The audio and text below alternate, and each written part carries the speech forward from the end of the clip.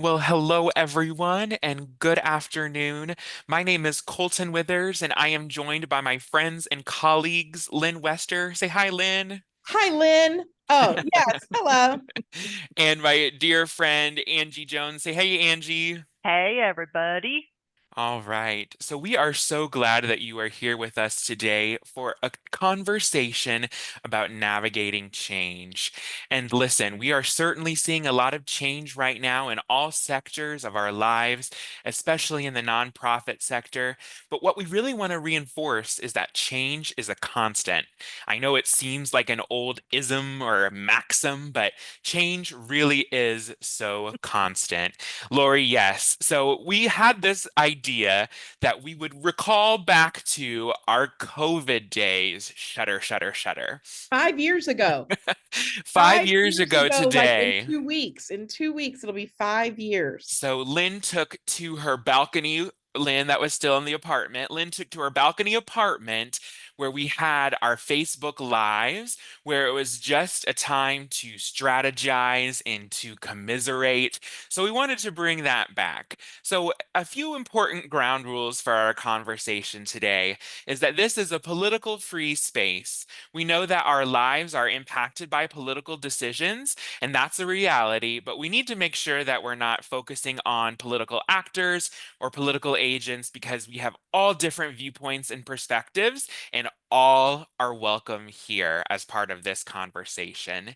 So, as long as we can abide by that, I think this is going to be a really great time together.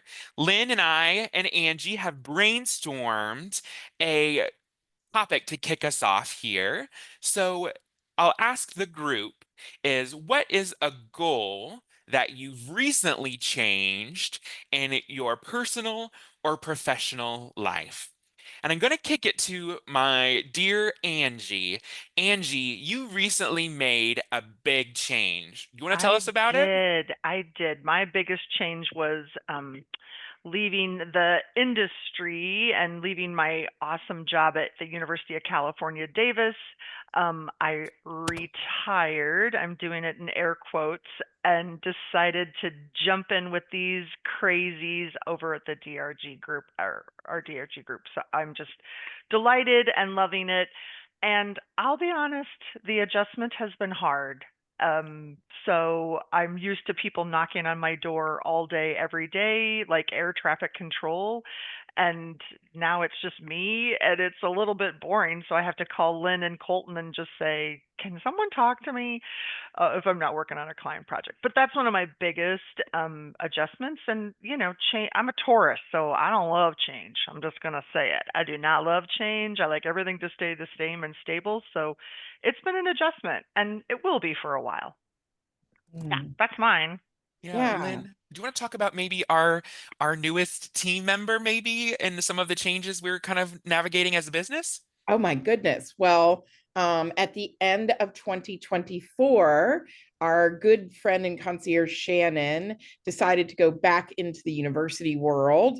And so we have a new concierge named Ariana, and her mom is actually a frontline fundraiser, major gift officer. And I've known her mother for a long time, but we are going through a lot of change in that factor of just, teaching someone our business, right? And for me, it's being vulnerable enough to be like, oh, right, you don't know that. And you don't, I have to teach everything from scratch, which has also made me reanalyze just why we do some of the things that we do and how we do that. So we'd love to hear from all of you. What's a goal that you've had to recently change or something that you've changed in your professional and personal life, knowing that, I think for me also, I am there's a different news thing every day. So one of the things that's I'm changing is where do I find my stability, right? So I do my jigsaw puzzles and I watch old series like Mad Men. I'm on Mad Men right now, and then it'll be Gilmore Girls or, so all this to say that change is constant. One of the changes in nonprofits that's happening So Carmen is moving from higher ed to the nonprofit world, even though higher ed is a nonprofit, she probably means a smaller nonprofit, right? Patrick is doing some self-care, which I love, right? Linda is trying to turn over her whole work life, which Angie just went through, right? It is so hard. Katuri is restoring, realigning her actions and core values. And Jocelyn's buying her first home and renovating. Angie just built a house. So kind of the opposite, but the same, right? Oh, Leslie, you had to take over gift agreements. Hey, oh gosh, if you need help, let us know. Shannon is leaving Johns Hopkins and going to Howard. What a big change. Wow. Wow, change in climate, change in atmosphere. And so Stephanie says she's taken on a contractor because of workload, right? Av, I hope it's Av or Av. I don't know if I mispronounced it, just let me know. And she is doing joy and self-care. I love that. Kate is going with phased retirement, Angie, whereas you kind of ripped off the Band-Aid. So Brianna is learning a new job. She's on day 7. So you can hang out with our Ariana because she's learning new things. Jill is doing mental health awareness. I love that. Maria is changing her mindset and not feeling guilty about working remotely. Maria, enjoy those stretchy pants or skirt or whatever it is you wear. You know, hard pants are just not as fun, right? So Kristen is living in Melbourne, Florida. Oh, transitioning after a year and a half sabbatical. Yes, I love that. And Kristen, you're raising your parents. I too am raising parents. So many of you know that. Brittany just joined our friends Leslie and Andrea at UR. Oh, Bonnie says their advancement services got gutted. Oh boy, that's a lot. If you need fractional or part-time help, let us know. Amanda is learning more about managing team emotions in the workplace. Angie, do you remember when you at UC Davis, when they made the decision to return you guys to the office partially, and the emotions that came with that you weren't Yes. expecting? I tried to block it out, but it can't. I have trauma from it. Honestly, it was one of the hardest things I've done as a professional, is helping people understand the need to come back together, and that it was not about not caring about them, or not even the fact that they were doing exceptional work, but it was, this is what we believe as leadership that we need to do to bring the team back together to improve our overall communication and just satisfaction with employees and stuff. So it was, they just took it so personally. I had one sweet woman say, "You don't care if I live or die." And I didn't realize how personal people were going to take it. I, for one, hated being home alone and could not wait, and actually asked if I could go into the office every day, even though I knew I'd be by myself. And so I thought it was going to be great. I was really wrong. I was wrong. But now they're happy and everybody's really well adjusted and it's been good. But, it takes time, and we as leaders have to remember that, right? Yeah, and everybody might be in a different place, right? For So sure. that's why we wanted to have this safe space for everyone. Again, ask us anything. We came up with AMA, ask me anything.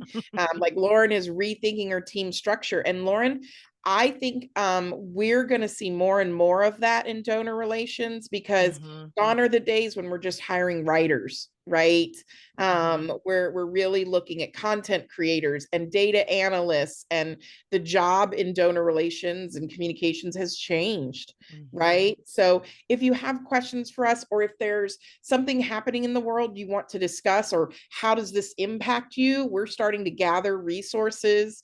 We're having those discussions on our end. What's happening to scholarships? What's happening to certain programs that our organizations run? I say Duke University is doing a really interesting job talking about how cuts in healthcare research is impacting them, and they're doing a really good job of messaging. So we're all 18 of us are out there really thinking around, like, how do we process this information? How do we bring this to you? Things like that. So we really want to be a place to, because we're talking about it. We're talking about it. We're thinking about it. We're really in that. So we just want you to know that. We want you to know that we're thinking about that and want to be a resource for you. So Sandy says we're trying to figure out how to do our reporting smarter. Yes, and we have a reporting boot camp next week, right? Is IDEA in external or internal? Great question. IDEA is, diversity, equity, inclusion. It's a really great question because some of our programming in that space is changing. So it's really interesting there. So Lanice, I'd like to start with Lanice's question because I think it brings up a really interesting point. So she says, how do I keep morale positive when we're uncertain about the status of our federal or government grants, or just uncertain? Let's just end it at uncertain, because Lanice, it could be the economy, it could be the source of your grants, it could be lots of things. Some of us were working in fundraising in 2008 when the economy collapsed and banks collapsed and things like that. And, so it's uncertainty in lots of places. And I think there's two things that impact during uncertain times more than ever. Number one is your planning and being proactive, not reactive. So a lot of people could not anticipate what some of the decisions that are being made are happening. But we have to anticipate an uncertain future.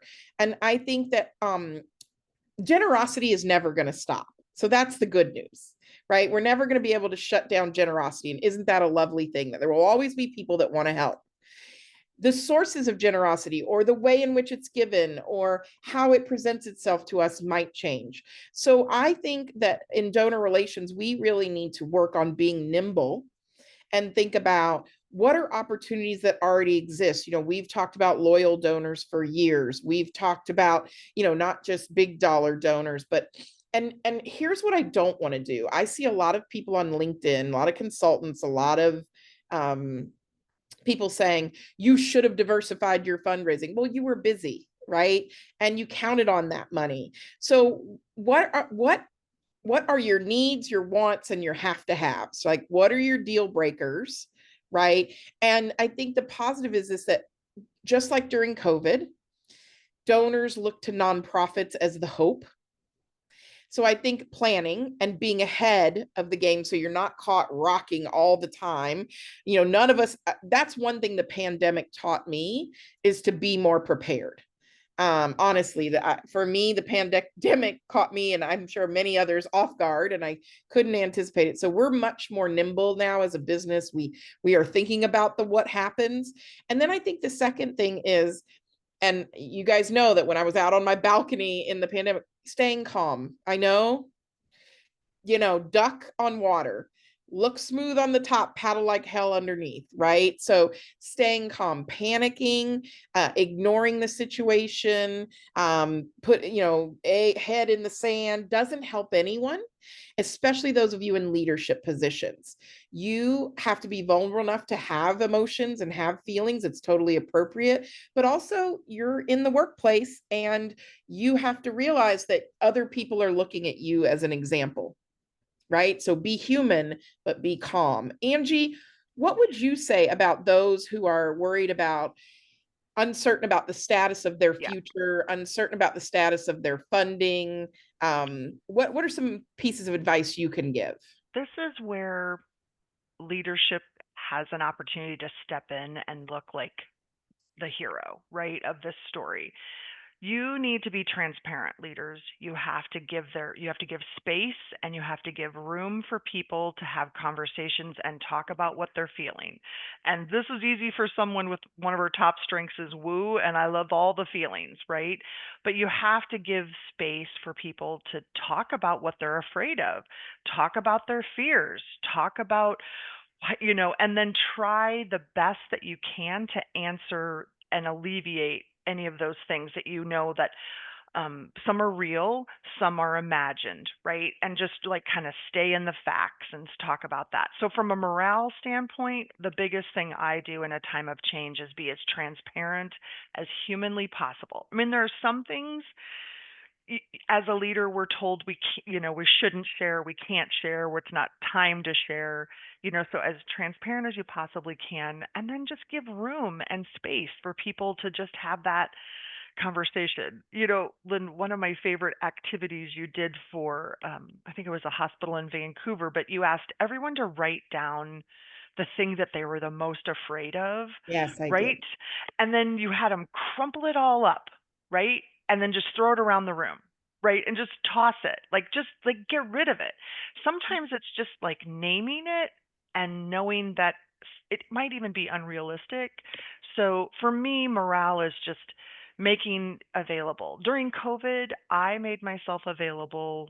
I met with my folks quarterly. Every single individual person, my teams and all persons on the team, to just hear what they were worried about, hear what they were thinking about. It takes time as leaders, but it's time well spent in my estimation. So Yeah, those would be my tips.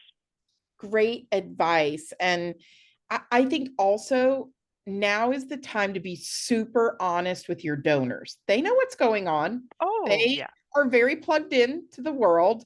And just like in COVID, showcasing what your need actually is. If something is getting cut, that means that you have an additional need. And donors will fund that if you tell them the honest truth. Now, don't go running around like the sky is falling, Chicken Little kind of stuff, because every day might be a new reason for, and so they feel that panic, right? So what you need to say is, we've been planning for this. Just like I'm hoping that many of your nonprofits came out of COVID going, yeah, what happens if our service delivery changes? What happens if our leadership changes? And so you want to reach out to them. And this is for Claire, who asked this question. How do we inform them? So I think the important thing is to be honest and be factual. So, one of the things I have learned through executive coaching, through just listening to other people, is one thing that lowers emotion is fact. So, using data and using facts. So, stick to the facts, just the facts, right? Angie says that, just the facts. How do we remove emotion from these conversations? So, there's a space for the emotion, but when I'm talking about informing donors, when I'm talking about making a case to leadership, I always go with facts and try, because I'm an Enneagram 8. I'm a dynamic emotion, I'm not emotion in the touchy feely. I just get very passionate. I'm very adamant, right? But I do think that there's a space and a time to be very factual. Here's our current state, here's our proposed future state, and here's worst case scenario. How would you like us to manage that? So in that vein, we have an anonymous question from Q&A.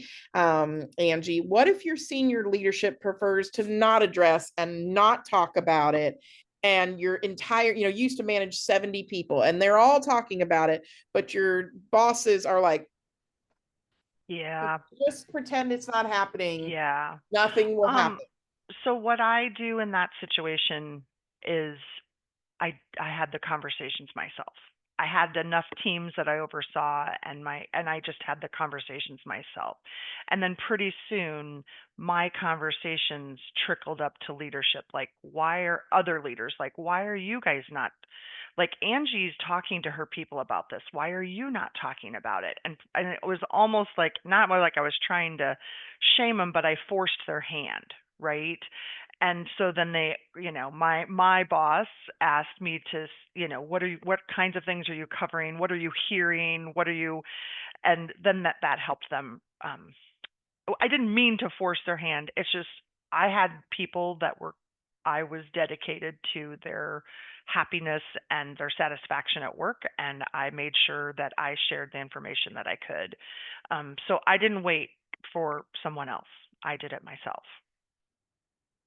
I don't know if that's if that helps the person who asked the question, but you just have to be bold and do it, right? It's always a nervous, everyone's nervous about it until you do it.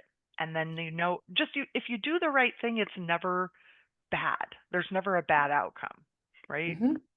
So that's a theoretical leadership kind of question. Let's talk about a tactical practical in our Q&A session. Their budget is being cut. A lot of people are pulling back on their budgets.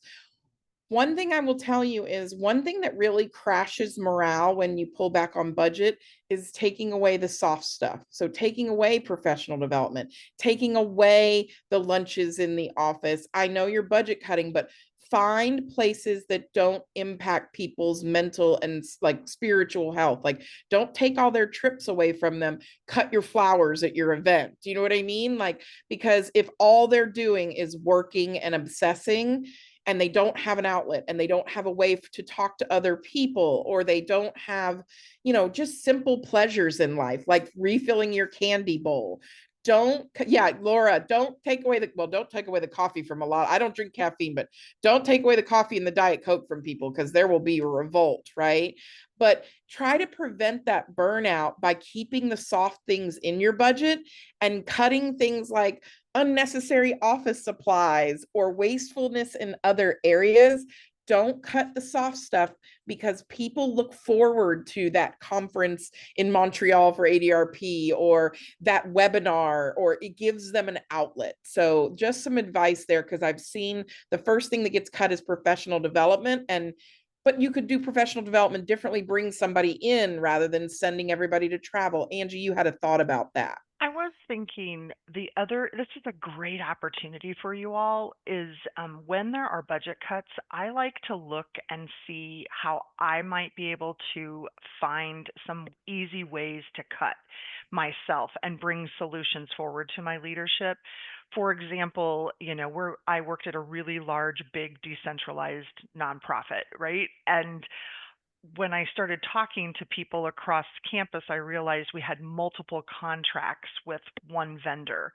And I said, if I do the research and I can find an enterprise solution, would you all be willing to kind of work together with me on this enterprise solution, and we could take it forward and it would save us this many thousands of dollars, and then we have the money, that savings can be spent on other kinds of things that we would like to do, and bringing those things forward are so genius. So that really, really works if you can bring some great solutions forward. So if they say we're cutting all professional development, if you can find a different thing and you can provide, and I've done this my whole career, if I can find an alternate that I think will allow us to be able to do some of the soft things that Lynn's talking about, I look like the winner, right? Because I've come up with a good solution and I've been able to keep some of the things that are important to some of my people. So, but Hmm. just I think it's an opportunity to just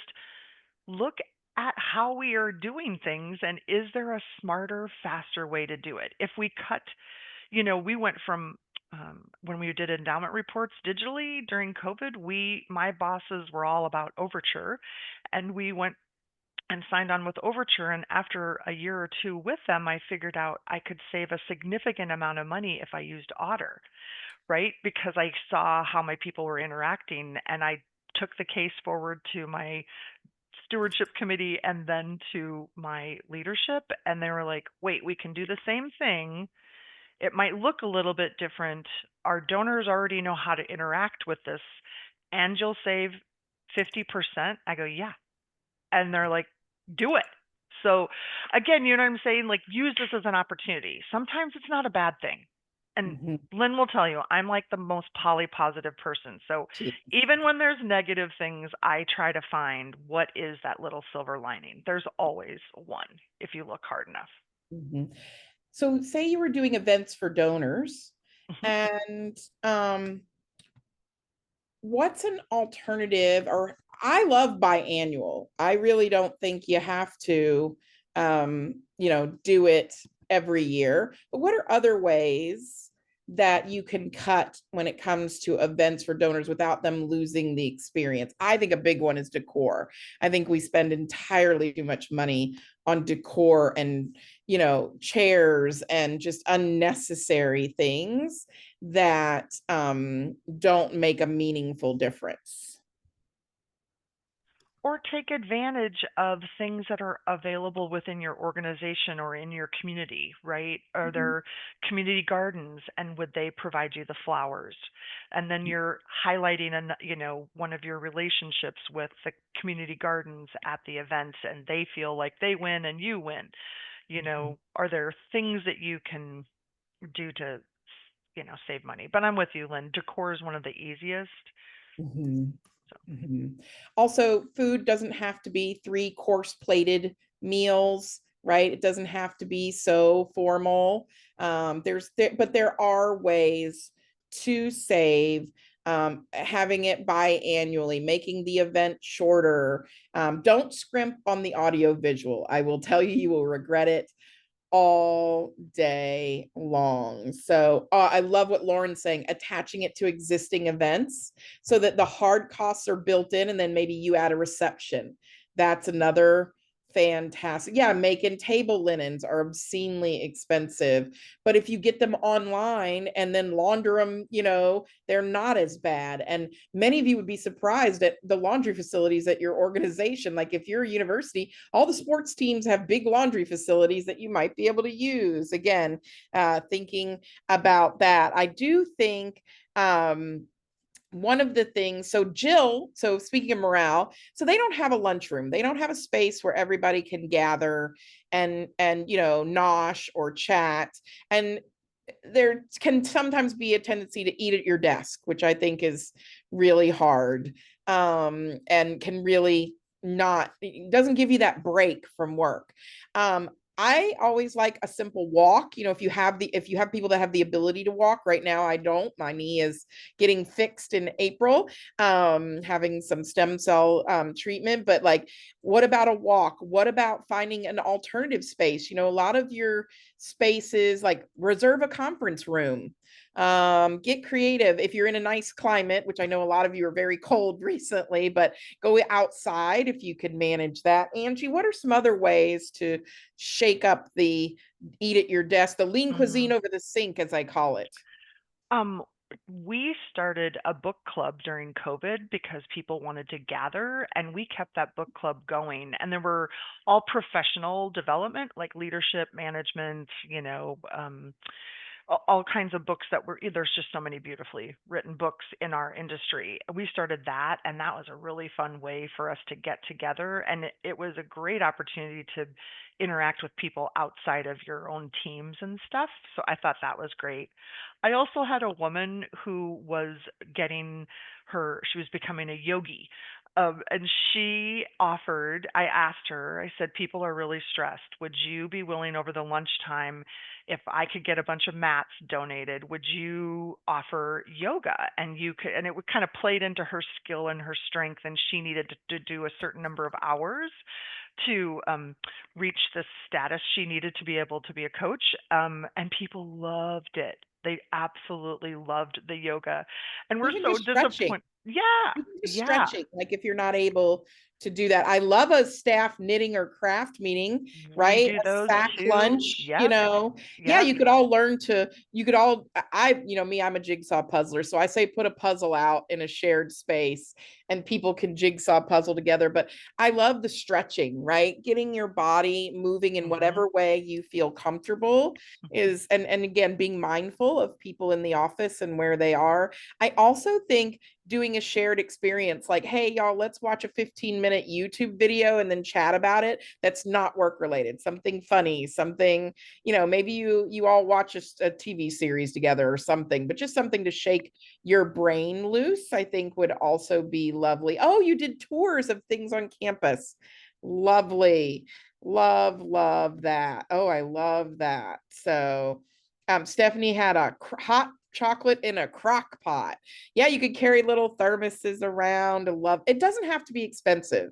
I think I will tell you one thing that I think would be great is doing internal stewardship, bringing your team together and thanking an unsung department, whether it be facilities, whether it be the executive assistants at your organization, whatever it is, finding a release or something you can do together, thanking people that don't often get thanked, putting together silly note cards or a fun scavenger hunt for another department. I don't know, just trying to think about what can you do together. Also, don't overlook sometimes when people are feeling stressed, helping others de-stresses them. So what about volunteering with another nonprofit that, you could all go to an animal shelter as long as no one's allergic or something like that. So just something to think about is serving others sometimes makes you feel really good, and making sure it's a safe space for people as well. So one of the things that we think is going to become more important than ever is managing your funds, auditing your funds. So when funding gets cut, or when funding changes priorities, let's just call it that, everybody says, well, you've got this big endowment. And we all know that almost all the endowment is restricted. But do you have unspent money? Most of us do. We said that 2025 is going to be the year of the unspent fund. So you can add value to your organization by simply mathing. And by the way, if you haven't tried AI for math yet, AI does a really good job in Excel and doing math. So it's your new TI-83 for those of you of a different generation, if you know what I mean. But cleaning up your unspent funds, giving it a spreadsheet and saying, where are their large balances, right? Really thinking through those things.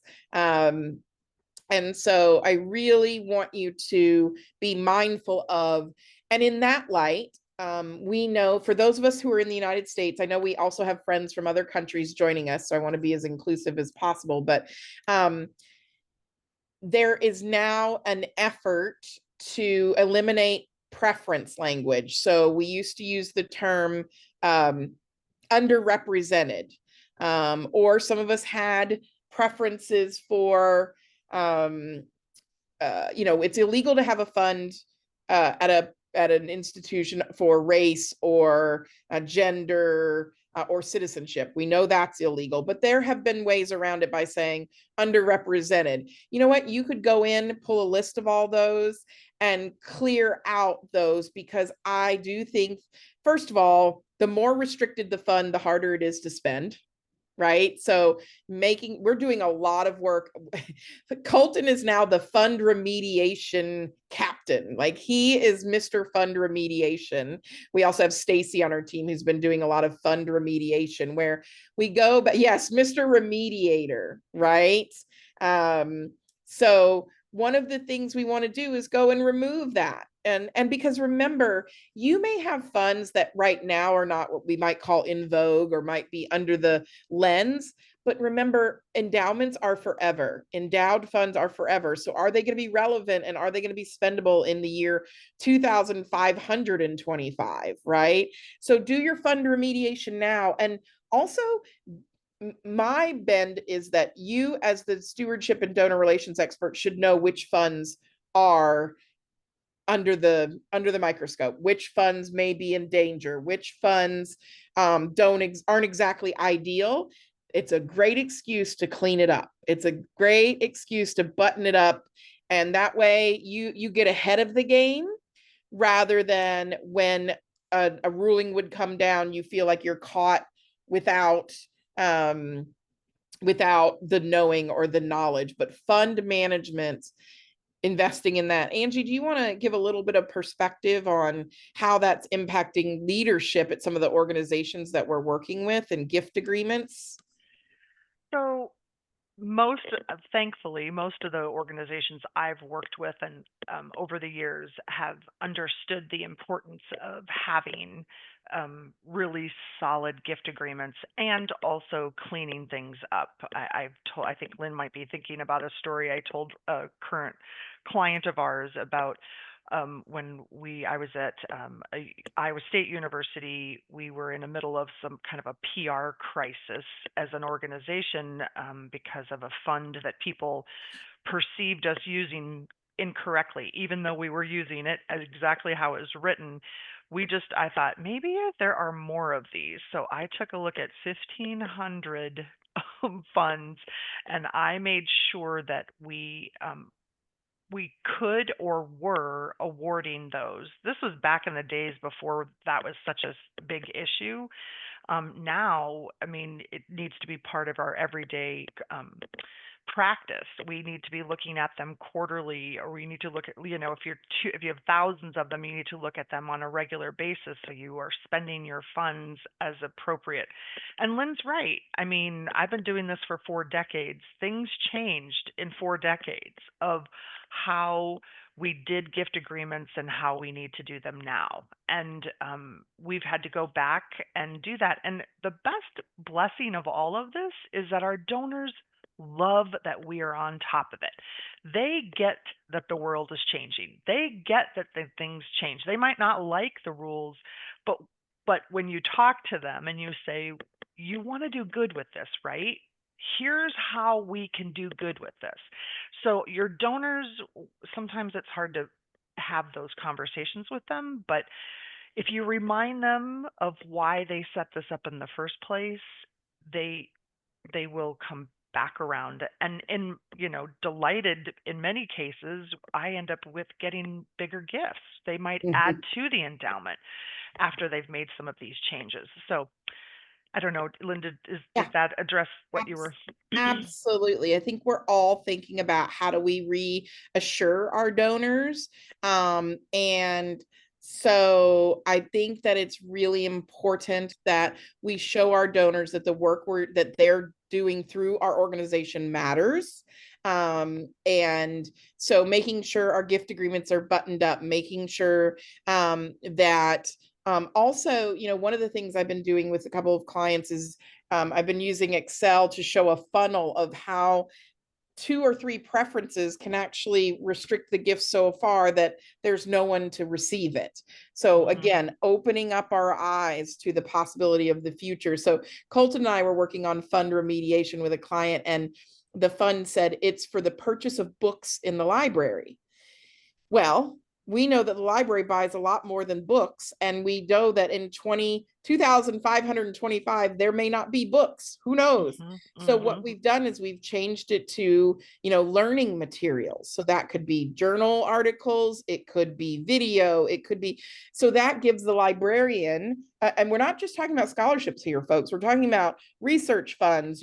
So like research funds could be limited to the purchase of equipment. Well, we want to open that up and have it be anything in the process of research, right? So again, it's really thinking about how do we take our funds from narrowly restricted and not always spendable to having the largest impact and the greatest good, right? The biggest good. So just something. So one of the things that we have a question about is how to prove the legitimacy of donor relations. And I'll start this one, and then Angie, you can finish, because this is where nice Angie disappears for a minute and is like, what do you mean? How do I have to prove my legitimacy? And this is where I say the data, the data, the data. Look, retention numbers are in the crapper, and the only way to impact retention is the way you treat your donors after they give. So I have hard metrics, ROI, on it costs 7 times more to get a new donor than it does to keep the one you have. That if we do great stewardship, pledge payments will come in the door. We can't just be transactional and ask for money. So not only are we able to prove our legitimacy, and I thought we had gotten over that, but it comes and it rears its ugly head whenever budget cuts, because if you're not revenue generating, and what I say is I don't generate revenue, I keep revenue. So we keep revenue from leaving out the door, which is just as important as bringing it in the first place, which is why brands, for example, Apple or Nordstrom or Chewy, spend a lot of money on customer service, because the product may get you in the door. The customer service keeps them coming back time and time and time again. I was just in Orlando this week and was remembering all my good Disney times, and Disney spends more money on customer retention than it does acquisition, because that's really important. So Angie, what's your theory on having to prove our worth, meaning we don't bring in the money? I mean, exactly what you've just said. Data is the key, I believe. And in the old days, like again, I keep saying I've been around for a while, there was no data. So I would have to do surveys and ask people, was that helpful? I mean, did this answer your question? Did this make you feel more engaged? So I did a lot of surveys, so I had to generate my own data. Now it's just readily available, and you can, have those cases. I don't wait for a crisis. I constantly, constantly share data points, success stories. I'm constantly talking about the value. I do a 6 months review of here's everything that we have done in donor relations this year. Here are the number of people we've engaged, the number of touch points, the number of communications that we've sent out. Here's, where fundraising is and how, at all of our retention numbers. And I do it at the end of the year. And I will tell you that my report now goes up to the chancellor. So it doesn't just stop at my vice chancellor of development. He pushes it up to our chancellor, who cares deeply about our donors, and he wants to know, what are we doing? How are we doing it? What are they saying? I also have a stewardship committee that helps me. They are my secret weapon, or they were my secret weapon. I keep talking like I'm still there. You are in your I know heart. in my spirit. But the stewardship committee they're a secret weapon. They can help you make your case. They are your advocates, right? So getting them and showing them the data, and then they go and they talk to their other trustees and then my senior leadership. So those are just some of the tips, but I mean, they're, again, the value of donor relations can't be underscored enough. If it just goes away, and we've seen this happen during bad cycles of the economy where they made cuts and they unfortunately cut in donor relations. There's data that we can go back. Lynn, we got to find that, So pull that those that data cut out. donor relations in the Yes, economic downturn, yes, their fundraising was down 11%. yes, And that is from the VSE, the Voluntary Support of yep. Education. Hmm. And those that invested in donor relations, their fundraising went up 22% on average. So Right. it's a tripling of their support. We know Mhm. that in times of crisis, it's so important to take care of donors. The other thing that I use is I use a monetary metric around what happens in crisis management. So I keep a Dropbox folder. Many of you know I have a sick fascination with our business, that and murder mysteries. But anyway, and that has all the donor lawsuits and the bad publicity that nonprofits receive when they don't do a great job with their donor relations. For example, a donor sues, or there's a settlement, or in the case of recently Florida A&M University, they had to spend hundreds of thousands of dollars on internal and external investigations because they didn't have a good gift acceptance and risk management policy, and that cost them real dollars, right? So they accepted a fake $200 million gift, right? So absolutely. And so we really want to think through that there's actual cost to when a crisis happens as well with a donor. So just think about that as well. So Lauren and others have asked, tell us about your stewardship committee. Tell us a little bit more about that. So, most organizations have a board, right? A board of trustees, governors, foundation governors, those kinds of things. When I came on board in 2012, I asked to create a subcommittee to just really focus on stewardship. When I came into UC Davis, it was in a very bad space, and that's why I was brought in to fix it. Right? I was the Olivia Pope. I was being brought in to fix things. And I put people on the committee, trustees that had had bad experiences, and others that I just had a lot of influence. Bad experiences meaning one donor I put on the committee, we lost $1 million check. We lost it. and never did find it. And she said, "Why would you even ask me to be on this committee? It's just ridiculous." And I said, "Because we have to fix things." So they're our most engaged trustees that I put on the committee, and their job, the role on the committee is to evaluate everything that we're doing and how we're doing it, and processes and systems. And as we got more evolved, I could go to this group of people and say, "I'm thinking about doing a new donor communication, or I'm thinking about changing this particular magazine. Which cover do you like better, this one or this one?" Like, they're my donors. They'll tell me. I think I know, but I still get to ask them. So, and plus, it's a make it a fun committee, and everybody wants to be on it. So Love that. I love that. Also, you had them be secret shoppers at other nonprofits many and times, give gifts, and many then times. compare their donor experience at your organization to other organizations. And you Yes. learned a lot that way. Yes, I did. Yep.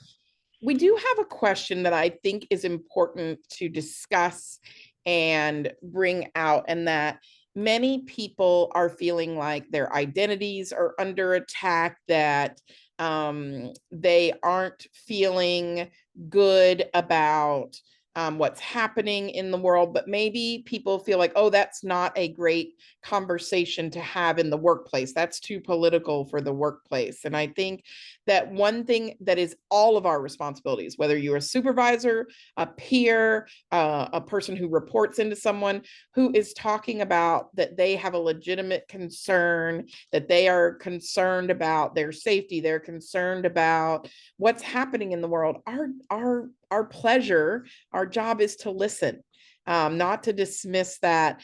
And if it crosses into political or something you're not comfortable with, try to, reconfigure the conversation. But people need a place to talk. We spend more time at work, most of us, than we do um sometimes with our friends and family, and people are allowed to have a voice.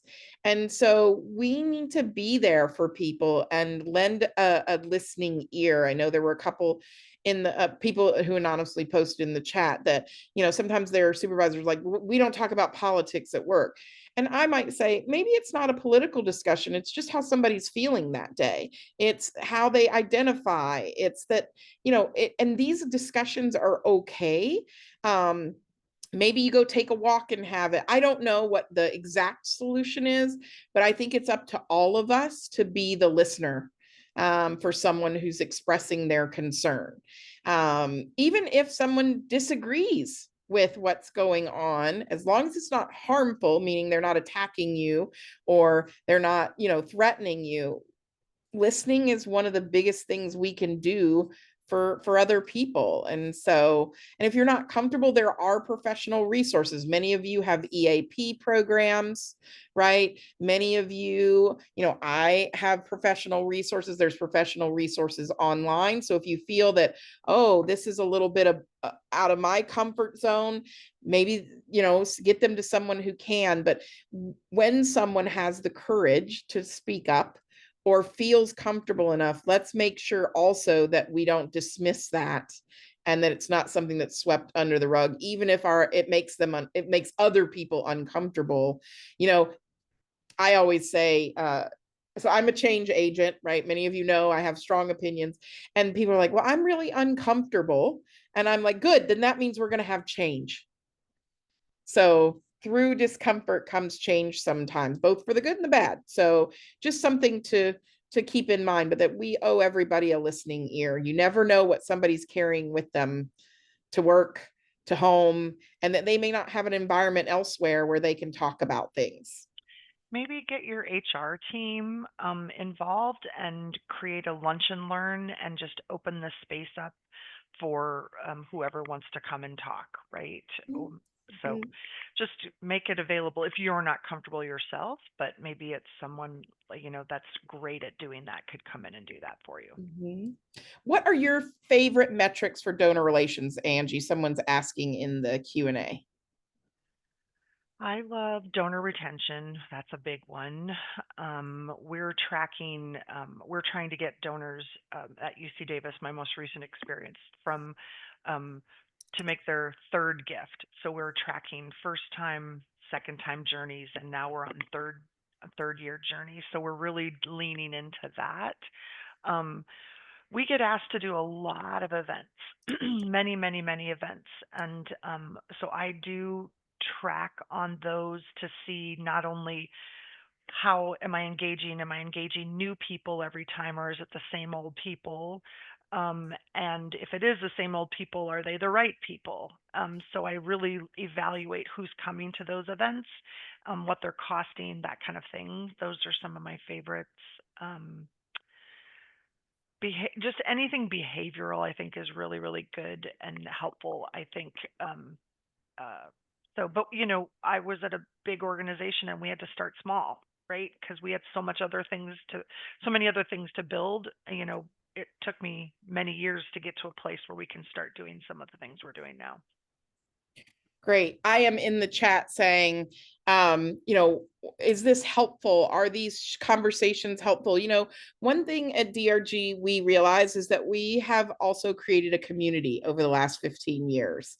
Like when Angie says, I retired from my job and followed her passion. She's been with us for all of the years, but now this is, a place where she's going to lean into and also do some self-care. But when we're together, we're like, we don't know what you need from us. So, I said, gosh, I would like to restart the lives, but I don't want everybody to think I'm taking a political stance because I don't want everybody to not feel safe, right? I have political opinions and I'm happy to talk about them privately, but it's not my job to, I don't feel that's my job. I want to focus on what can we do to help our industry? What can we provide to help you through or do this? Is it these chats? Do you want an anonymous email where you can just dump a big, long email into and we'll just put it in a safe space, right? And, yes, Sarah, we can do a call summary of highlights because Zoom has an AI tool that will help us do this. But what are the things that you all need from us as friends and fellow community members? Yes, Angie. I was just going to say, would it be helpful to we have so many resources on our website, Yeah. but we could add some additional or sort of call out some resources that we think people might need right now. So people are knowing where to go to get information about DEI, where to go about, what do I do about these unspent funds? Some of those things, would that be helpful? Tactical, practical, and also emotional support, right? Like Jill says, she's at a United Way, so the donor landscape is changing. And Jill, what's happening is our donor base is getting more and more female. So women now make most of the giving decisions, and it's becoming more diverse, right? In many ways, abilities, race, religion, and yet we're still doing the same things as nonprofits, donor lists, donor walls, all that traditional crap that donors don't want anymore, right? And Rebecca, you can submit questions anonymously in the Q&A. You just select anonymous attendee, and we would never say your name, or if you say, please don't use my name in the Q&A, we're happy to do that. Like, do you guys want a common read? What do you need from us and so we're going to give you a survey. And one thing, so Kelly says a place for some great samples of messaging. As soon as we find good messaging, we're going to give it to you. Like I said, Duke and Johns Hopkins stood out to us as two that are doing really good in messaging. You can go to their social media and read it. We have biases about what good messaging looks like. So we'll post kind of what we see.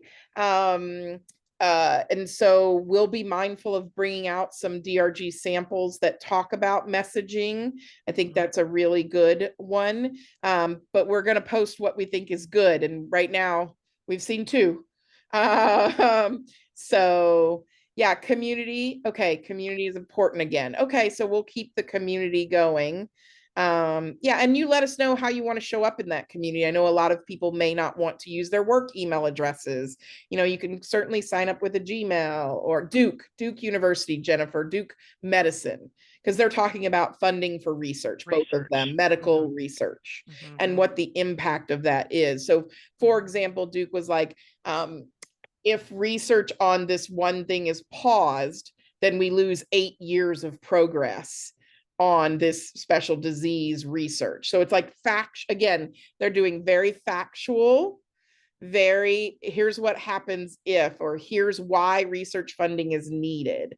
So Duke and Hopkins so far are what we've seen. And again, that's more in the medical research space.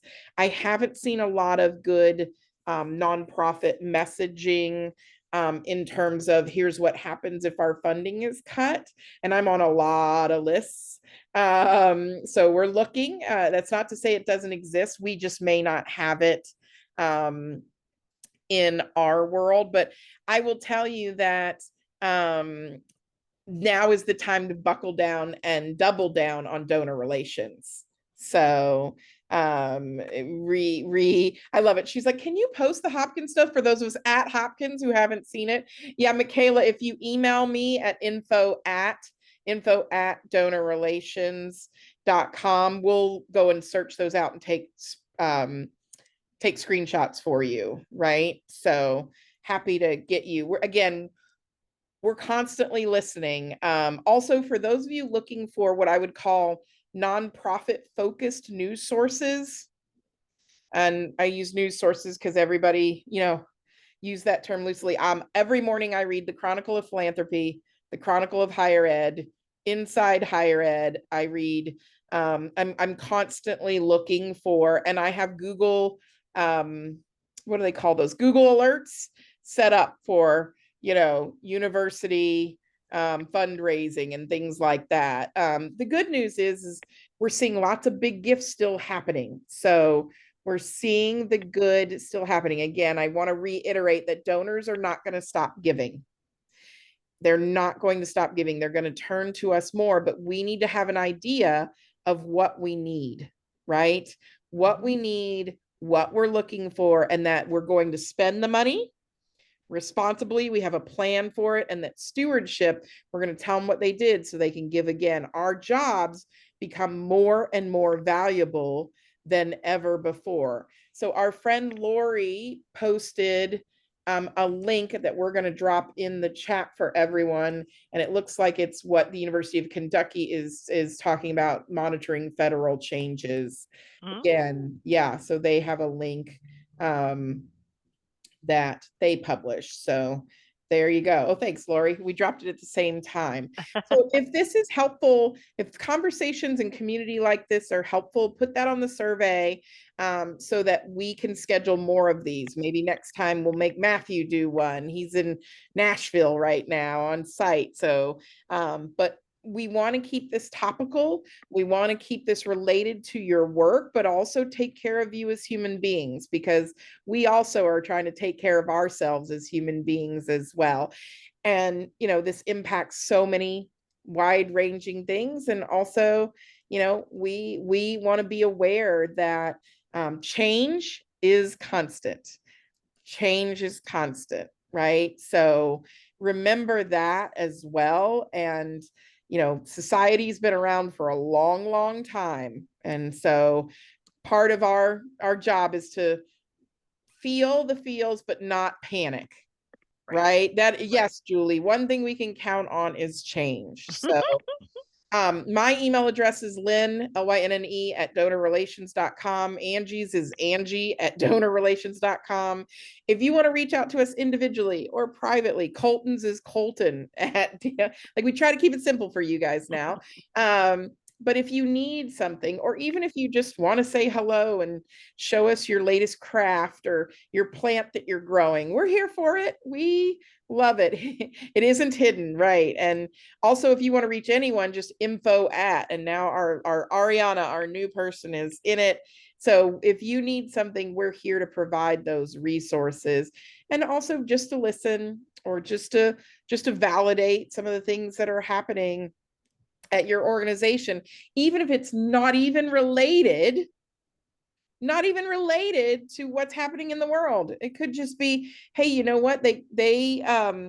We added a new department, or we got new staff and we don't know what to do with that, or we're reorganizing. Totally okay.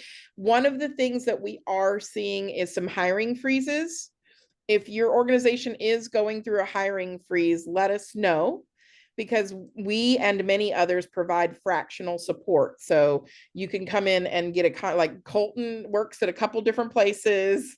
We have a couple people that work at a couple different places because you need to get the work done, but they don't want to hire anyone. So that's also something that we can provide. You'd be surprised at how the leadership's like, oh, that's great because we're under a hiring freeze, but we have campaign sources. So we're here for you.